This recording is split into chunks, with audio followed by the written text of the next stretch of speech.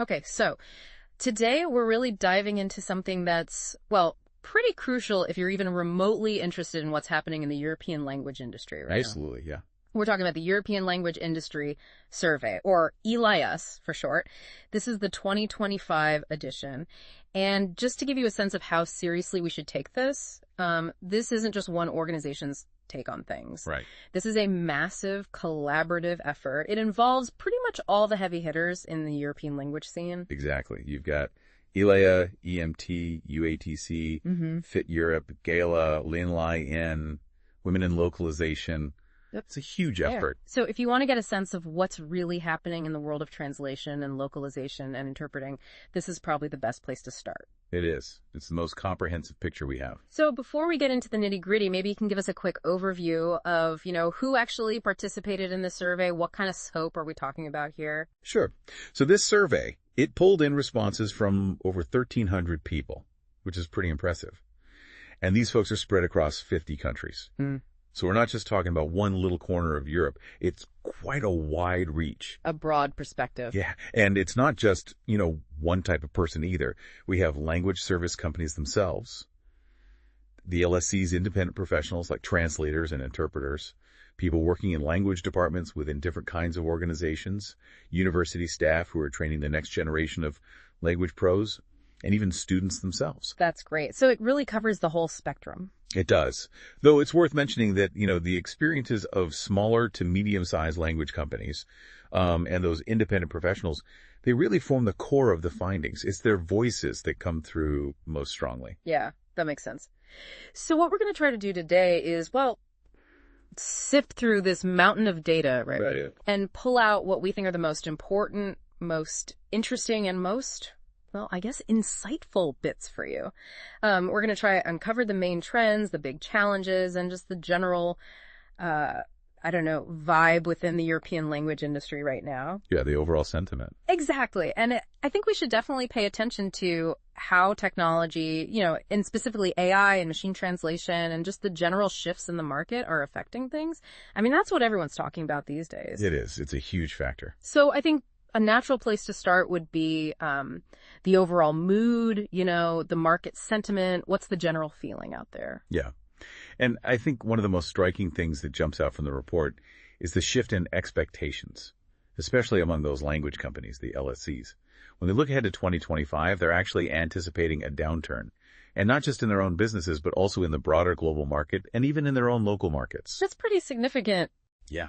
It is. And this is actually the first time in the entire history of the ELIS survey that we've seen this kind of, widespread pessimism, if you will, from companies. It's a big change. So if the companies are feeling a bit downbeat, I guess, what about the independent professionals? I mean, are they picking up on the same, vibes? It's interesting. They have a slightly different take on things. Yeah. While they also expect, things to maybe stagnate a bit, their own workloads, they're not necessarily predicting a full-blown market collapse. But, and this is a really important point, almost 1 in 4 independent professionals, so we're talking a significant chunk, are actually considering leaving freelancing altogether. Wow. 1 in 4. That's huge. I mean, that really says something about the, the strain that they're under. It does. So we've got companies bracing for a downturn, and we've got, a significant number of freelancers thinking about jumping ship. What about the folks working in language departments, within various organizations and also the universities? I mean, they must have a different perspective on all of this. They do. And it tends to be a bit more balanced, although still cautious. They see continued market growth, but they're not without their own challenges. Language departments are increasingly worried about shrinking budgets and how that's going to impact their ability to deliver the services that their organizations need. Right. And universities are seeing a trend of declining student enrollment in language-related programs, which is, causing them some concern. So it sounds like, despite these different perspectives, there's this undercurrent of, anxiety maybe running through the industry.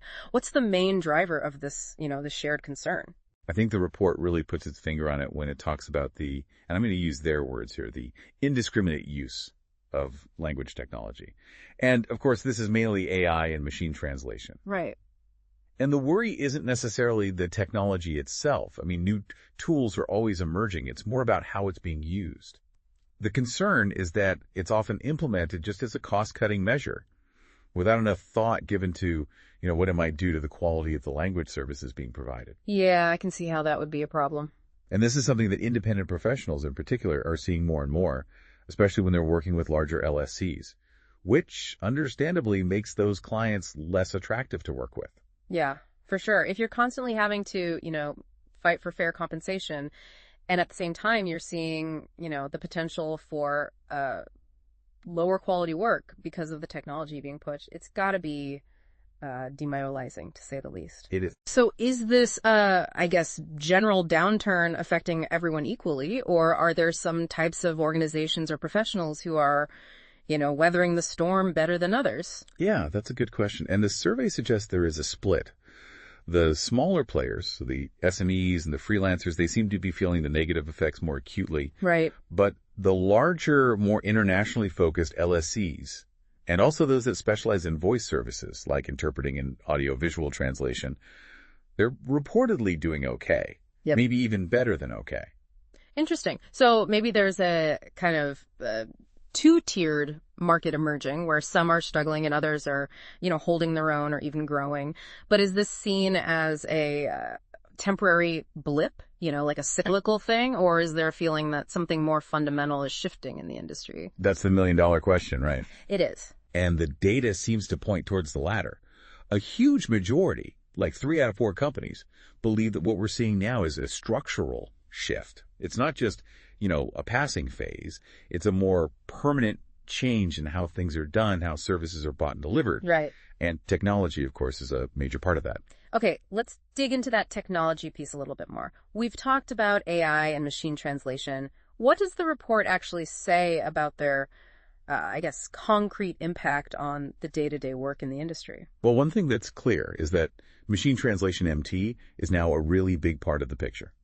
For both LSCs and independent professionals, over 50% of professional translation work now involves MT in some way. Over half. That's pretty remarkable. But it doesn't sound like everyone's thrilled about this development. Exactly. The survey shows a real division of opinion when it comes to AI and language technology in general. You've got a segment, maybe around 23% of LSCs, who see it as a way to become more efficient, which makes sense. But then you've got the majority, and this includes a lot of independent professionals, who see it as a threat.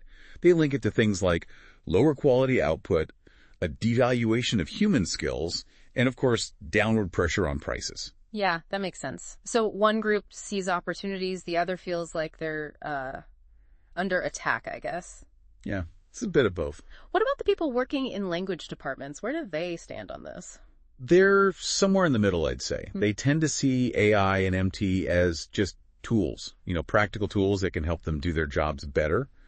They're maybe not as exposed to the same market pressures as LSCs and freelancers. Right. So it's almost like your position in the industry determines how you see these technologies. And speaking of which, the report also mentioned that more and more independent professionals are voluntarily using MT. I'm a little confused by that, given their concerns. Can you explain? It might seem counterintuitive, yeah. But even though they have these worries about MT, more and more freelancers are choosing to incorporate it into their workflows. Yeah. And there are a few reasons for this. Maybe they feel like they have to be more productive to stay competitive. Maybe they need to handle, large volumes of maybe simpler content quickly. The survey actually shows a rise in both the number of professionals using MT voluntarily and how often they use it. So it's a bit of a paradox. It is. They're worried about the big picture, but they're also adapting to the new reality on an individual level. And the report also mentioned worries within language departments that AI could actually weaken their position within their organizations. That sounds serious. It is a concern. Yeah, there's a feeling that, as AI-powered translation tools become more readily available within organizations, the language department might be seen as less essential. Right, less specialized. Exactly. And if anyone can just, use MT to get their translations done, then why you need a dedicated language department? Right, right. And this is made even more complicated by the fact that in many organizations, language stuff isn't centralized. It's kind of spread out across different departments. So they're facing a double whammy, budget cuts, and the potential of being seen as redundant. Pretty much. And, we've mainly been talking about translation, but the report also mentioned generative AI being used for other things, right? Yeah, for a whole range of tasks. Yep. Language companies are using it for content creation, especially for marketing and internal comms. Interesting. And language departments are actually using it to evaluate the quality of, get this, raw machine translation output. So AI checking the work of AI. Exactly. And then there's some experimentation with using it for research, like terminology management. So it's not just about replacing human translators. It's also about, I guess, changing the way other parts of the language services workflow are done. Right. It's impacting everything. Okay, let's talk about money. I mean, the report didn't exactly paint a rosy picture when it came to revenue growth for 2024, did it? No, not really. Both language companies and independent professionals reported negative revenue growth. And all LSC size segments below 10 million saw an average decrease. So it's the smaller players who are really feeling the pinch. Yeah, which kind of goes back to what we were saying earlier about this two-tiered market. Exactly. And what about pricing? We've talked about technology pushing prices down, but what's the overall trend? The downward trend is definitely continuing. And when you ask about expectations for 2025, it gets interesting. Yeah. Independent professionals think this price erosion is going to continue, but language companies are a bit more optimistic. They think prices will stabilize. So maybe that reflects the different levels of, bargaining power, I guess. Yeah, exactly. Freelancers are in a much tougher spot. And the report also mentioned a drop in investment and staffing levels within LSCs. That makes sense, I guess, given the negative revenue growth. It does. If you're not making as much money, you're going to tighten your belt. And that's what we're seeing. LSCs are cutting back on investment and staff.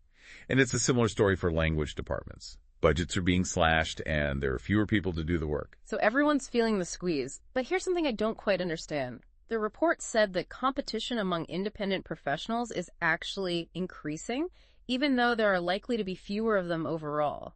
How does that work? Well, even if some freelancers leave the market, there's still going to be a lot of competition for the remaining work. Right, because there's less work overall. Exactly. And with prices going down, it's a tough situation. More people fighting for a smaller pie and a pie that's shrinking. Yeah, not a good situation. And the whole issue of negotiating rates and payment terms, especially with larger language companies, seems to be a major pain point for freelancers. It is. The report really highlights this power imbalance. A lot of freelancers say it's pretty much impossible to negotiate anything with the big LSCs. They set the terms, and that's it. So not much room for, give and take. Not really. And this is a big reason why some freelancers are thinking of leaving the profession. They feel like they have no control. Yeah, I can see that. And finally, on the topic of business practices, the report mentioned that language companies are changing how they measure success. What's the shift? They're definitely focusing more on financial metrics now.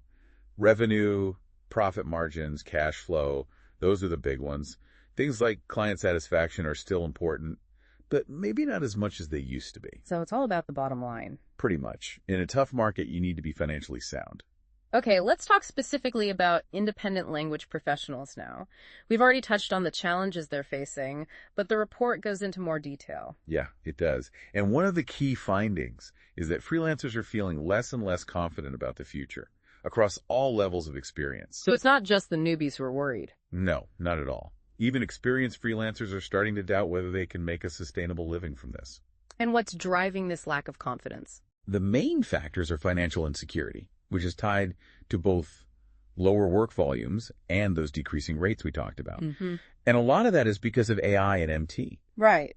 Freelancers are finding themselves doing more post-editing work, which often pays less than traditional translation, and they just feel like they're losing control of their careers. Yeah, it's like they're being squeezed from all sides. But the report also pointed out that there's been a shift in the types of clients that freelancers are working with and which sectors seem to be doing better than others. Yeah, that's an important point. Freelancers are moving away from those traditional technical sectors, and they're focusing more on things like culture, literature, education, and those sectors actually showed better revenue performance for freelancers in 2024. Interesting. So maybe there's a lesson there. Maybe. It seems like specializing in those more niche areas and working directly with smaller clients, maybe SMEs, might be a better strategy. Okay, let's shift gears and talk about the language service companies themselves. The report said their average size is shrinking. What else did we learn about them? Well, one thing to keep in mind is that the fact that the average size is shrinking probably means that smaller companies were more likely to participate in the survey. They're the ones who are feeling the pressure the most. Makes sense. And how are they reacting to this market decline? What are they doing to stay afloat? Their main responses seem to be focusing more on sales and marketing and cutting costs wherever they can. So trying to drum up more business and becoming leaner? Exactly. But it's interesting that they're not really focusing on renegotiating rates with their freelancers or making big changes to their business models. They're more focused on optimizing what they already have. So more of a tweaking than a revolution. Yeah, I think that's a good way to put it. And yet the report also mentioned that they're planning to grow their post-editing services, even though it didn't perform well in 2024. And they're still focusing on their national markets, even though those markets are underperforming. I don't quite get that. It seems like they're betting on the future, even if the present isn't so great. They think that post-editing is going to become even more important as MT becomes more widespread, and maybe they think their national markets will eventually bounce back. So, a bit of a gamble. Maybe. And one last thing about LSCs. The initial impact of AI was negative for most of them, but the report said that those who actually implemented it saw positive effects. Can you explain that? Yeah, it seems like the initial reaction to AI was mostly negative. Clients were asking for lower prices for post-editing, or they were just reducing their outsourcing altogether. Right. But the companies that took the plunge and actually started using AI tools internally, they're seeing benefits. Things like improved efficiency, lower costs, and the ability to offer new services to their clients. So it's about being proactive, not reactive. Exactly. You can't just sit back and wait for the technology to change everything. You have to embrace it. Okay, let's move on to language departments. We talked about their budget woes and their concerns about being sidelined. What else did the report say about them? Well, it seems like they're getting smaller. The average size of language departments is shrinking, partly because of organizational restructuring and downsizing. Right. And we talked about how they're worried about becoming less important within their organizations. Exactly. And another interesting finding is that they're less interested in ISO certification now. Why is that? I think it comes down to resources and priorities. Getting and maintaining ISO certification takes time and money, and if you're facing budget cuts and staff shortages, it might not seem so important. Plus, if the organization as a whole doesn't really care about ISO, then why bother? Right. It's about focusing on what matters most. Okay, let's talk about the future of the industry. What about the university staff and students? Yeah, the up-and-coming generation. Exactly. We mentioned that universities are worried about declining student numbers. That's a big issue, right? It is. If fewer people are studying languages, it's going to be harder to find qualified professionals in the future. And how do the students themselves feel about all of this? I mean, what are their expectations for the future? What's interesting is that their views are starting to align more closely with those of the language service providers. They're not as optimistic as they used to be. So maybe they're getting a more realistic picture of the industry. Yeah, and internships are probably playing a role in that. Students who have done internships have a much more grounded view of the market. Right.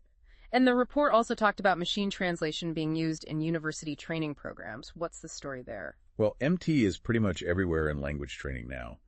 In some programs, it's even used more than traditional translation memory tools. Wow. And what do the students think about MT? Do they think it's going to replace human translators? It's a mixed bag. Some think it will never happen, but a significant number think it could happen in the next few years. So there's definitely some anxiety there. And what about generative AI? Are universities using that in their training programs? Yeah, more and more. A lot of students say they use it regularly or occasionally in their studies. But it sounds like there's still some debate about how to use it responsibly. Definitely. Some universities have clear guidelines, others don't. It's still a work in progress. Okay, let's finish up with internships. They seem to be a really important bridge between the academic world and the real world. They are. But the report highlighted some challenges. Like what? Well, it's getting harder for students to find internships. More and more language companies aren't offering them, maybe because they don't have the resources or the right kind of work. Right. And the shift to remote work probably isn't helping. Exactly. It's harder to organize and manage internships remotely. And it sounds like there are some disagreements between universities and internship providers about how things should work. There are. They don't always see eye to eye on things like formal agreements, student monitoring, and even whether interns should be paid. So, some communication issues to iron out there. Definitely. But despite all that, the report did say that internships have a positive impact on students. They do. They give students a much better understanding of what the industry is really like. Okay, we've covered a lot of ground here. If we had to sum it all up, what would you say is the biggest takeaway from this ELIS 2025 report? I think the main takeaway is that the European language industry is in a state of flux. Technology, especially AI and MT, is changing everything. And it's creating a lot of challenges, especially for smaller players and freelancers. But it's not all doom and gloom, is it? No, not at all. There are also opportunities. Language departments and some of the larger LSCs are finding ways to use technology to their advantage. It's really about adapting and evolving. So what does this mean for people who are working in the industry or thinking about joining it? What are the key things they need to do to succeed in this new landscape? I think for freelancers, it's more important than ever to specialize, build strong client relationships, and maybe even expand their skills beyond just translation. And for everyone, it's about being tech-savvy, focusing on quality, and finding ways to collaborate. So the message is, be adaptable, be open to change, and be ready to learn new things. And on that note, I think we'll wrap things up. That's good. But before we go, here's a question for our listeners. Given everything we've discussed today, what do you think are the most important skills and strategies for success in the language industry? And what role do you think collaboration and a focus on human expertise will play in shaping the future? Think about it. And thanks for joining us for this deep dive into ELIS 2025. Thanks for having me.